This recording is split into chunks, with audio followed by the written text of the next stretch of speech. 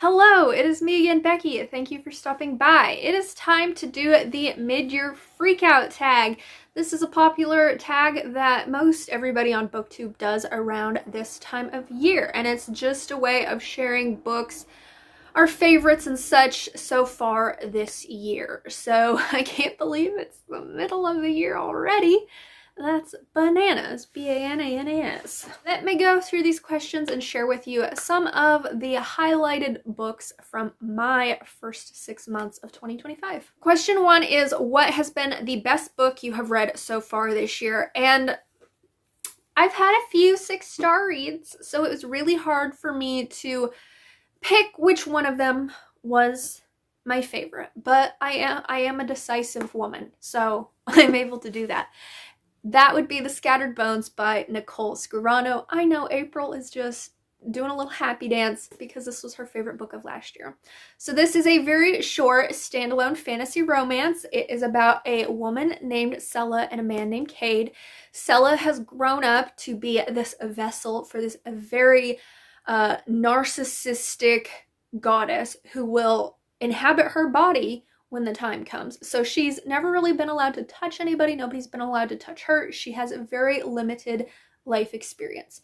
And Cade is an assassin, and one day, to sort of prove his abilities of sneaking in, he sneaks into Sela's room. And they form this very beautiful friendship that eventually turns into love. Now, we do know at the beginning of this that they have been in love and Cade has died, because it has a past and present timeline. So we're watching Sela as she is trying to track down the scattered bones of her husband, because he has been dismembered and his body parts have been scattered all over this realm. And she needs to find these bones in order to resurrect him and bring him back to life. But we're also getting the past timeline as we see their relationship develop and see what led up to his dismemberment. This book packs a punch in such a short story. I loved the characters. I loved the friends to lovers dynamic in here. I really loved seeing Sela's journey and the different places within this world that she had to get through. And even though I knew a scene was coming, I still cried. So this has been my favorite book so far this year. Question 2 is, what has been the best sequel you've read so far this year? And for that, I am going to give it to The Silent Sun by Alexis L. Menard. This is the second and final book in this duology. I think it's just called The Last Daughter duology. This is a Norse mythology inspired fantasy romance in which we are following these two characters, Aisla and Vali, who have fallen in love, and they are in Asgard, I think. If it's not Asgard, it's in another realm within the Tree of Life type thing in Norse mythology. But anyway, in here, some things happen that separate them, and they have to find their way back to one another. Ended up absolutely loving this. So if you're looking for a underrated fantasy romance with some Norse mythology, I think that's starting to become a popular trend. I think a lot of people are starting to put out Norse mythology inspired fantasy romances nowadays. Here's a really great one where the Norse mythology is really, really fleshed out. Question 3 is a new release that you haven't read yet but are looking forward to. And for me, that is going to be The Night and the Moth by Rachel Gillig. So I don't really know much about what this is. I've heard mixed things so far from people who have read it. Some people claim it's the best thing they've read all year, and other people were really disappointed by it. So I don't know where I'm going to lie in that, but I did really enjoy Rachel Gillig's Shepherd King duology. So I'm interested to see what she can do with this one. Question 4 is, what is your most anticipated release for the second half of the year? So I really haven't had too many anticipated books this year, but one that I am super looking forward to is Eldritch by Carrie Lake. So this is the second book in her Eating Woods series, the first book being Anathema. I absolutely loved this gothic fantasy romance and where it left off, so I'm excited to see what Eldritch has to offer and where it's gonna go. I don't even think there's a cover out for it yet. I don't even know when it's going to, I think it's being released in October, maybe? I don't know. But I am excited to read it. Question 5 is what has been your biggest disappointment so far this year? That's going to be Goldfinch by Raven Kennedy. I was so looking forward to seeing how this series ended because I really enjoyed the first few books of the Plated Prisoner series, but this one wasn't it. I hated so much about this book that this was a severe letdown for me. Question 6 is what has been the biggest surprise for you this year? And that is going to be The Vampire's Bargain by Jasmine Wall. So this was a Black Hat Book Coven pick. It was Kristin's pick. And none of us really had high expectations for this book, quite honestly. I had only heard one other person who had read it, and that was April from Happily Ever April. And she didn't really like it all that much. So my expectations going in weren't the highest. I think this has been the highest rated book that has been picked for our Black Hat Book Coven in a long time. So in this, we are following Katana, who was betrayed by her former lover, and he put her in a box for 50 years. And she was once a very renowned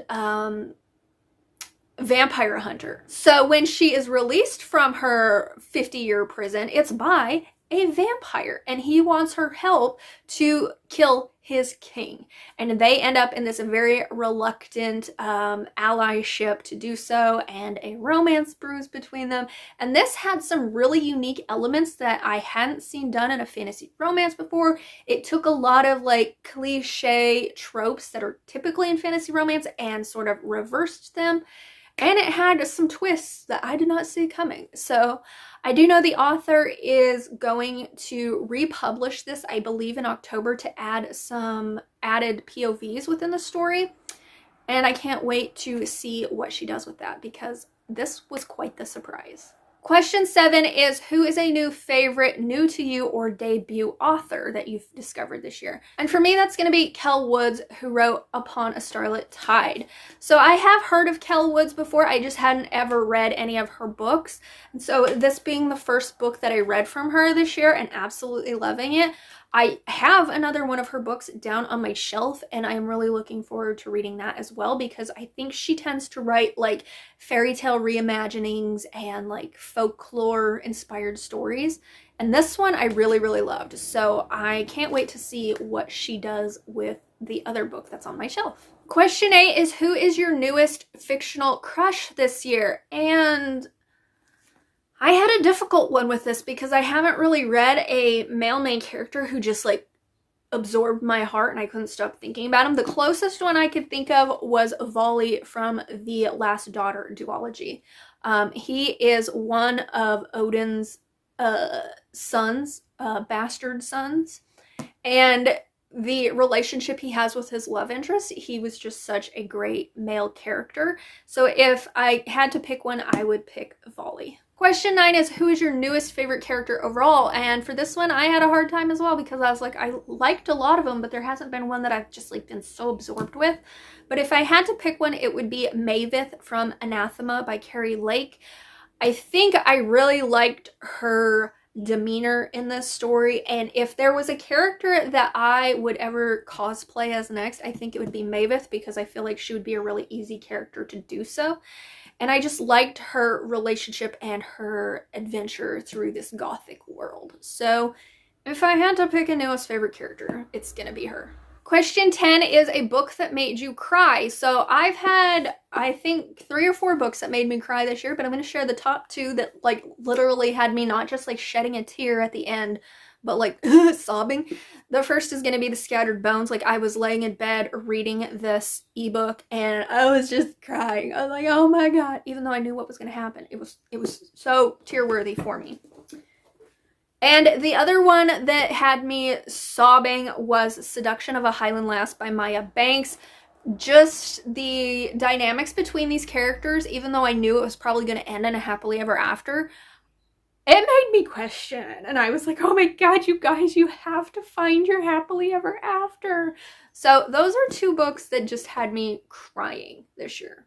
Question 11 is a book that made you happy. So the first one that came to mind for me was Tattletale by Nancy Cummings. This is a sci-fi alien romance. And why this made me happy is because the alien is the female main character, not the male main character. She's like this cat alien, so she's got whiskers and ears and a tail, and just her inner thoughts and monologues and how she was treated and how she perceived herself and how smart she was, but also how the insecurity she had. It was just so freaking cute, and I just loved her dynamic with her male human love interest. And anytime I can find a female alien or monster love interest, it makes my heart happy to read their stories.